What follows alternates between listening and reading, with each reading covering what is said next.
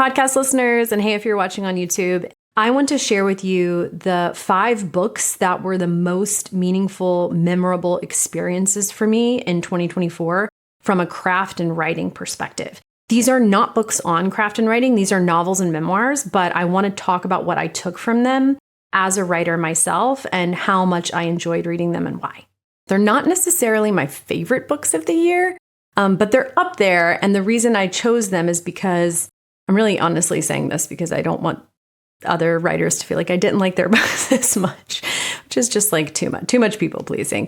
But basically, I did choose these books because I feel like they had something to teach me from a craft and writing perspective. And that's what I want to talk about on this episode today, since, of course, this podcast is about writing.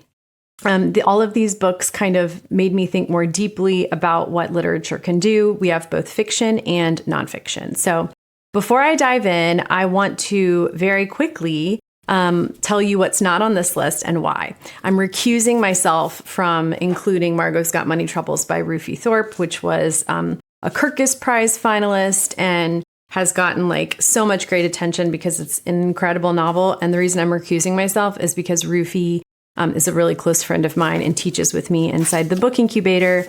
And so I felt like a little bit too biased choosing this for my list, but there's so much that you can enjoy and learn from with this novel from a craft perspective. All right, so without further ado, favorite reading experiences of 2024. First is, and these are in no particular order, The Wedding People by Alison Esbach. So in this novel, which was a read with Jenna Pick, our protagonist shows up to a hotel in Rhode Island and is the only person there who isn't the guest of a wedding that's taking place there over the weekend. Our protagonist is actually there to take her own life. The novel follows what happens over the course of the weekend. I am going to give you a spoiler in case this concerned you as well. She does not end up taking her life. Okay, so I will tell you that in case that would be a reason you would not want to read the book, which was the case for me. If you didn't want to know that, sorry, now you do. The Wedding People is a book where I promptly DM'd the author, Alison Esbach, to say, I'm obsessed. I loved it so much. It is funny. It is charming. It can easily, especially because, it's a read with Jenna Pick. It's kind of women's fiction that has, or categorized as women's fiction that has a romance at the heart of it. I can see it easily being written off as kind of typical of the genre, or just, offering a kind of beach read experience without anything necessarily deeper. Not that there's anything wrong with that. But that's just not this book. I don't think that would be an accurate understanding of it. I found her characterization really nuanced, like the opposite of tropes. Not only was it not tropey, she wrote characters that I feel like I haven't totally seen before in contemporary literature in a way that felt really original and real. And so even though I did get to experience the fun anticipation of reading a story where I did hope the couple would end up together and indeed, have the satisfaction of that HEA, as the readers on the internet call it, the happily ever after. I didn't feel like I already understood these characters as people. I did not feel like I have seen them a million times in books and movies before. The Bride in particular was really interesting to me. I felt like Alison really captured the way that we code switch depending on who we're around, right? Like we become different people in different circumstances and in different communities. And the way that she very distinctly captured that was really fun for me. It was also really fun to see how the characters could bring out joy in one another or bring out a kind of delight in one another that other characters could not. It was honestly kind of like an ode to, the specificity and truth of romance and how uniquely certain people are attracted to each other for reasons that are kind of unexplainable and magical, and that's a really cool thing about it. She also, from a craft perspective, really adeptly handles like an extended, like a pretty extended flashback at the beginning of the book. I mean, let me just glance in the book here to see, because it's quite long. So this sort of style, right, where an author opens like in the present story and then is like, let me take you back for a little while to tell you how we got here. That I think can be difficult to do well. Sometimes as a reader, I find myself like impatient to get back to the present world of the story, because there's something about going back to the past that can feel like a lag, even if it's an important history and even if the history is interesting in itself. And I simply did not feel that way in this novel. And so that's an interesting thing to check out too, if you are someone who is interested in doing that kind of, or structuring your story that way, where you are flashing back for an extended period of time close to the opening of your book. The next book that I want to talk about is one that I read. It was the first book I read this year in 2024. I read it on New Year's Day. It's called Molly by Blake Butler, and it's a memoir. This also deals with suicide. Incidentally, it's funny. After I pulled all these books, I noticed a couple of themes emerging, and death by suicide, or the possibility of it, is one of these themes, which is just honestly coincidental. So this also deals with death by suicide, but is a memoir. Blake writes about his marriage leading up to the day that his wife, Molly Brodak, also a writer, ended her own life and the days and weeks that followed. Molly was the first book that I read this year. Again, I read it over New Year's. It had just come out. And I think I had read an article about it that really interested me, like the ethics of writing about a topic like this and about writing about one's loved one. I'm endlessly fascinated by the choices we make and the topics we choose to write about. I'm going to talk more about that with an upcoming book I'm going to review. Molly is the most intimate look I personally have had into this kind of experience. Someone revisiting the immediate days, hours, minutes leading up to the death by suicide of someone that they loved. And then, of course, the immediate minutes and hours and days afterward as well. So it's an intense read in this way. But it is so beautifully and lovingly done. Like with another book I'm going to talk about shortly, I finished it feeling like I understood a particular kind of human experience more deeply than I did before I read it. I also felt like it captured really well the struggle of being an artist, of being someone who makes things. Both Blake and Molly are writers, and as writers, they deal with what we deal with, which is, the difficulty of creating, the challenge of ego, of critical voices that tell us it's not worth our time, of the kind of like capitalistic machine that we're producing in, and how that can be both stifling and like rewarding in like really unexpected and unpredictable ways. What it feels like when your book is a flop, or when you don't get that thing that you hoped for and someone else did. It explores all of that. And I am a big fan of books that are about writers. I mean, maybe a lot of us love reading fiction about the careers that we're in. I don't know. I hear, there's that joke about how lawyers hate reading about lawyers or watching them in movies because it's never accurate. But I love reading novels about writing. And so the fact that this memoir was about two writers made it also feel pretty personal and relevant to me. The next book I want to talk about is another memoir. So this is really similar to Molly in its premise. Grief is for People by Sloane Crosley. This memoir also explores the loss of someone who has died by suicide. Told you, this is like, I did not plan for this theme to emerge. It is just interestingly something that kind of did in my favorite books of the year. So Sloane writes about a couple of different kinds of losses. She writes about her apartment being burglarized shortly before her good friend dies, and she compares the two losses and explores their contours, which sounds like it could be crass, but like it isn't at all. She's really funny. Like, she's published a number of humorous essays, and so I've always appreciated her sensibility as this like very hilarious millennial woman. Like, I just remember reading some of her early essays and like laughing out loud on a plane. This is a very different kind of read from her. I texted with a friend after I read it, who I knew was reading it too, and she and I just kept writing back, like, it's perfect. It's perfect. It's a perfect book.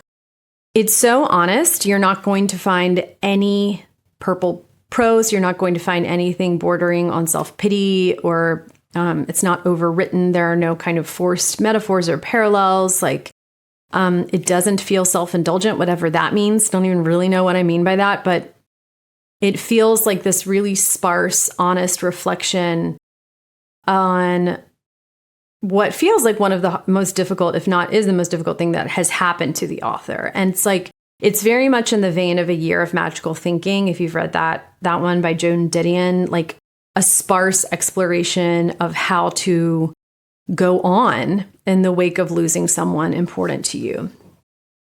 From a craft perspective, I also want to say that Sloane does a lot of seamless navigating between her various selves. And sometimes when I'm teaching memoir, I talk about this. Like, you have several selves, right? You have like this self in the moment in time that you're writing. So if you're writing about childhood, you have the childhood version of you. Then you have the self that is older and reflecting on that person. And then you have the self who is actually writing the book.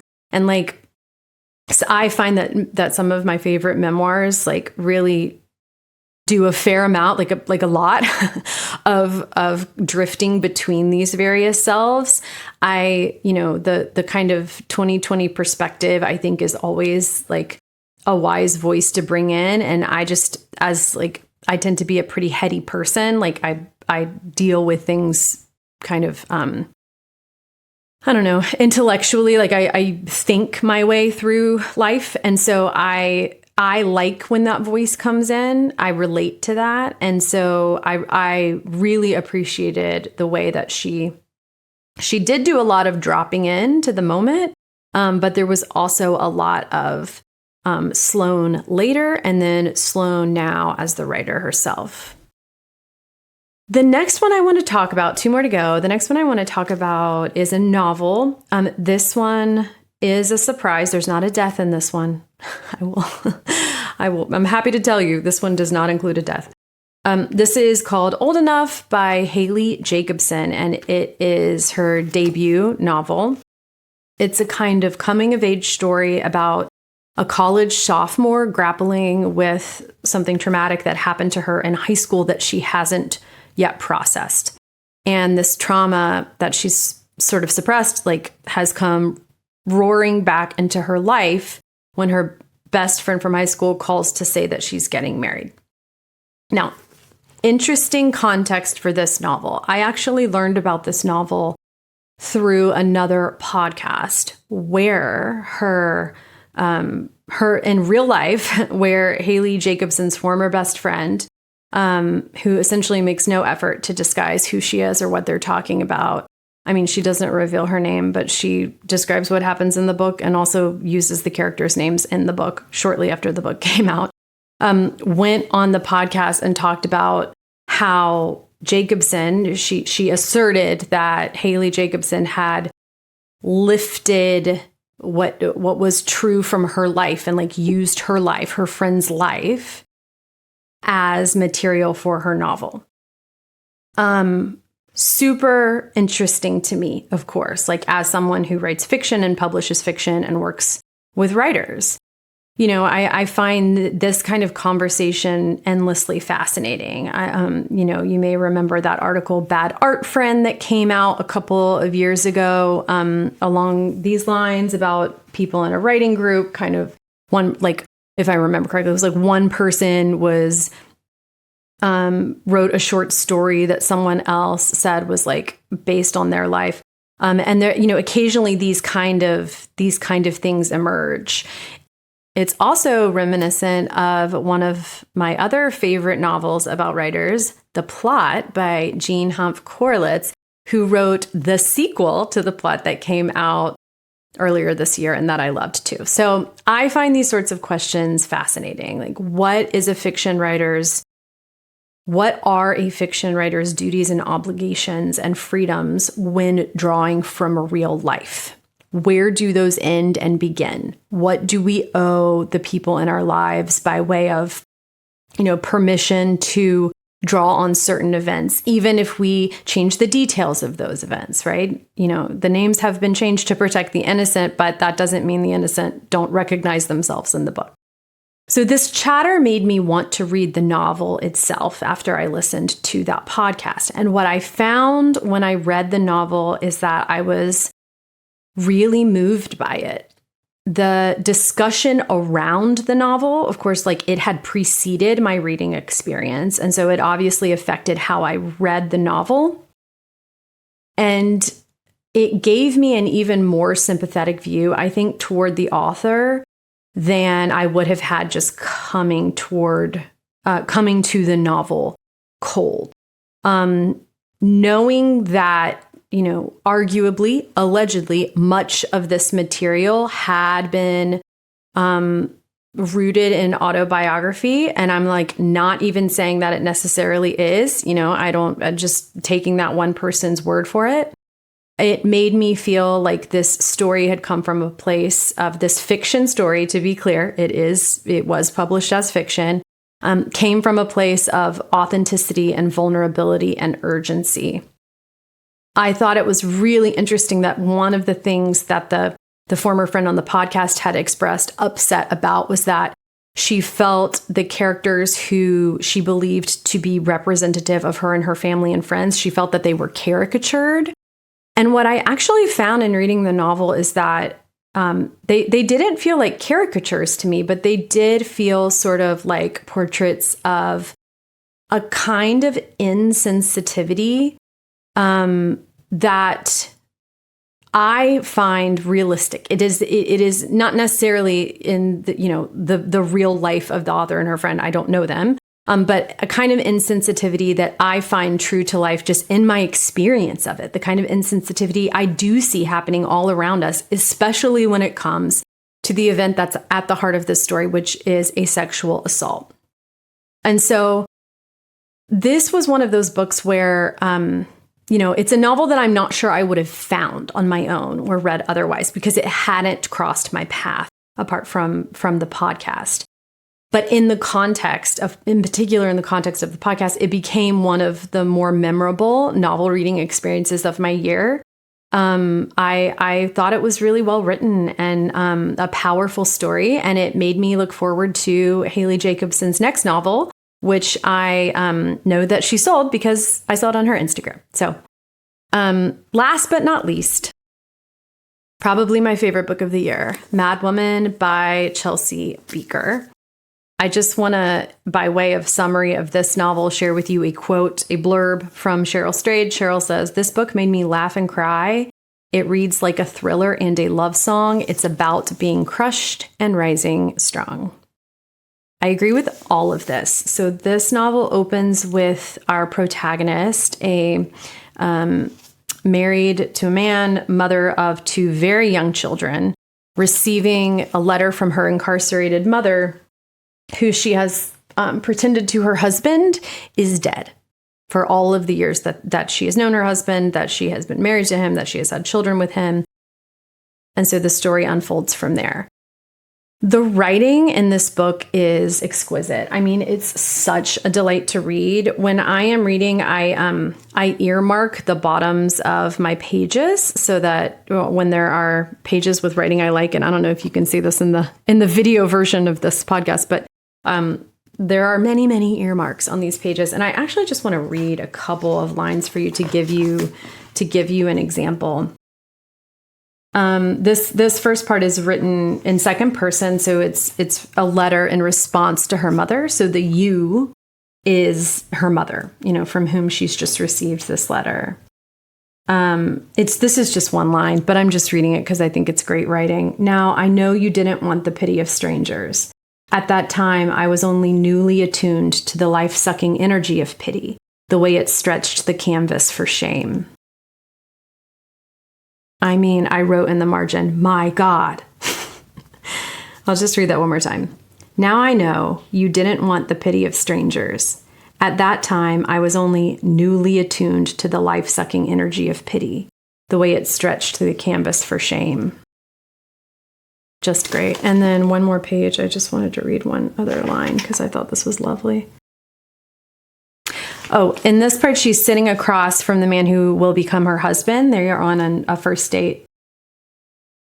And it says, he had tasted sadness, though, a high school friend who died on the football field of a heart disaster.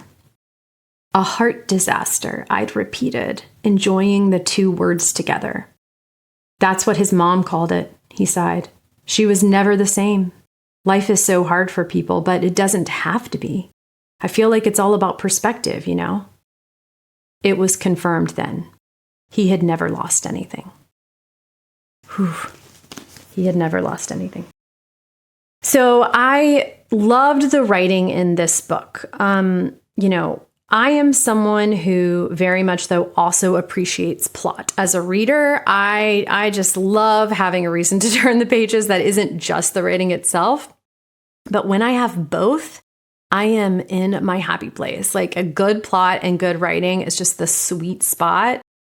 And that was the case here for the entire book. I felt propelled by the plot. I found it propulsive. I wanted to turn the pages. But I also thought that on this other level, completely separate from the plot, like the way that she captured, for example, the isolation of early motherhood in contemporary American society where, pregnant women are often celebrated, but like the second you have small children, it's like people kind of find you annoying and just kind of want you to be able to deal with it on your own without bothering them. She really captures that. The way that she writes about violence in the family and in the home. I want to say beautiful, but that's probably the wrong word for it. It's so real and devastating. But very much like I mentioned with Molly, it was in a way that after I finished reading, I felt like I understood a phenomenon more deep, like a human phenomenon that happens to a lot of people more deeply than I did before I read it. So those are my 5 most memorable books from 2024 from a writing and craft perspective. I hope this has been helpful. I hope you enjoy the books. If you read them, let me know. Would love to hear. And I'll see you next episode. Thanks for listening.